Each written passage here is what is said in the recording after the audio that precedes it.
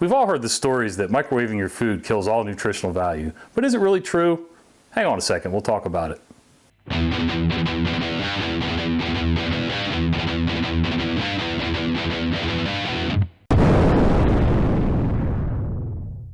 Hey guys, John Conley from UncleJohnSoap.com. While I'm mainly interested in what microwaving does to the base oils, like our hard oils and things like that, when we microwave it to make it liquid so we can actually turn it into soap, this also crosses over into food nutritional value because people say that microwaving your hard oils kills any of the benefits that you get from those oils when you use them. Is it true? Well, there's really no studies that show specifically soaping oils when it comes to microwaving them and killing any benefits. So we had to go to some research for microwaving food.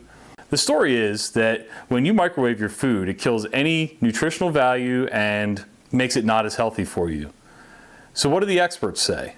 Most credible websites and sources say that microwaving your food is actually going to be one of the best ways to preserve nutritional value in your food. Microwaves don't traditionally radiate food in the sense that you would think, because if that was the case, you'd never be able to eat it. Most of us know that microwaves excite the water molecules in the food, causing them to move very quickly, so it creates a thermal heat reaction. To get the most nutrition out of your food is to cook it fast on high heat so that you are not diluting or killing any of the nutrients or leaching them out. So one of the worst things you can do for your food, and I know we're talking soap here, but bear with me.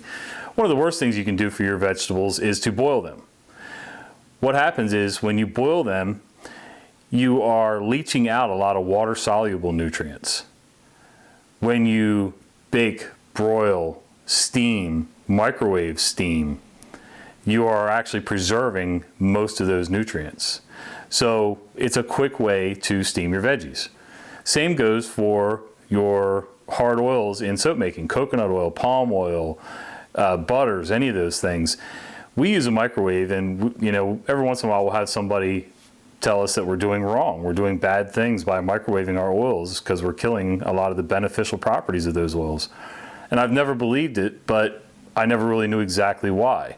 And I'm not going to get into a bunch of technical things here, but what I will do is I'll put some links to some of the sources down below so you guys can read it for yourselves. Also, in the microwave, just like with any other cooking, in order to keep the nutritional value or the good properties of the oils that you're melting, don't overheat it. Just don't cook it too long, because that can happen on the stovetop. If you're boiling your veggies, the water-soluble nutrients are going to leach out, but also overcooking it destroys any of the nutritional properties. So that has nothing to do with microwaving. That's actually just overcooking. If you bake them too long, if you fry them too long, frying somewhere in the middle, by the way, so it's still not great as far as the oils go when you're frying, but it's somewhere in the middle of the spectrum as far as keeping the other nutrients.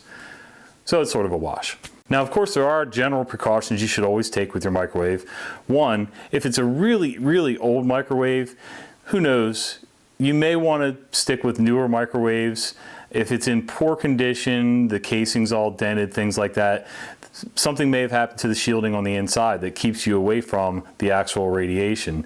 So always use precautions with that. Sometimes you get leakage from around the door seals on your microwave. So microwave energy actually falls off, means it gets weak pretty quickly after it escapes the front of the microwave.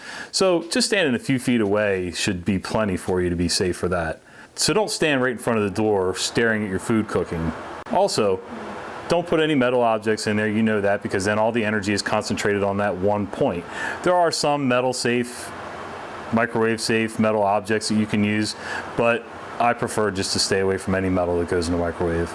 Pick bowls and containers that are microwave safe, and they'll be labeled as microwave safe. Also, pick bowls, some that say microwave safe are still made with BPAs, so choose something that says BPA free. That way you don't get any leaching into your foods or your oils and things like that. Also, if you're using plastic bowls, even if they say microwave safe, if you know you're going to have to heat it a little bit extra to get your oils to melt, choose something that's thick enough that when you get the heat from the oils, that it's not going to warp. So I have some thin plastic bowls that are good for general oils, melting them, and some that need to be thicker so that once the oil heats up, the oil is not melting the plastic. You can go to websites like WebMD, Livestrong.com, healthharvard.edu, they're the Harvard University's health system. Any of the scientific journal websites are going to be good information and good sources for you to go by when it comes to microwaving your stuff, what kind of stuff to use in your microwave so that it keeps you safe. So in conclusion, ease your conscience, use your microwave, use your double boiler. Whatever your choice is, it's perfectly fine. There's nothing wrong with microwaving your food, your hard oils for soap making or cosmetic making. And again, I'm going to put those links down below so you can click on them and read it for yourself. If you got anything from this video, if you enjoyed it, if you have any questions, comments, suggestions for other videos, go ahead and click in the comment section down below. Tell me what you got. If you like the video, click like, subscribe, and next to the subscribe button, click the little bell icon so that you don't miss any of our future videos.